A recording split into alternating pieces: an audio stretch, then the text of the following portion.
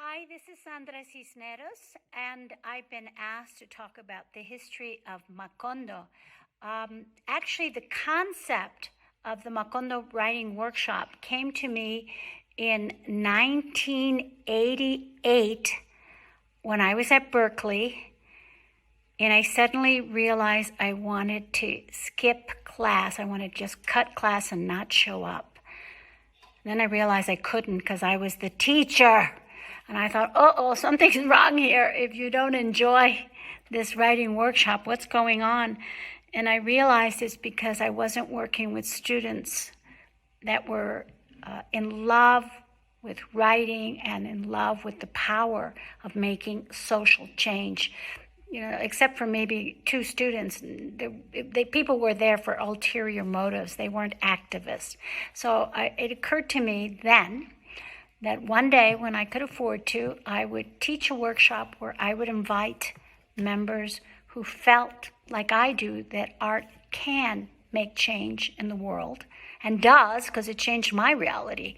So I only wanted to work teaching those students, and you couldn't apply for my workshop.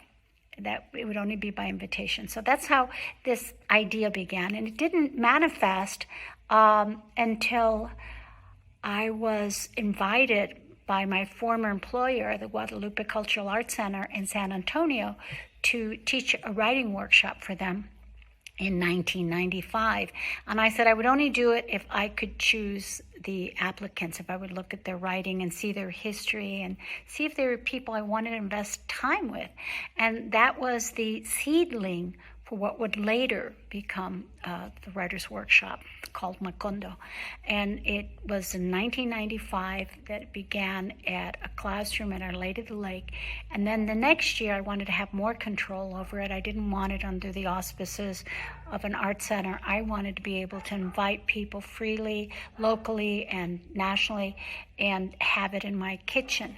So it started to become what it was meant to be, a writing workshop with writers who are like-minded, writers who might not feel comfortable at a university writing workshop, writers of all colors and sexualities, and I wanted it to just be open to people who were activists in whatever their community was. And that's how it began. So it started off in manifesting itself in my home as a workshop that was by invitation, and I didn't charge anything.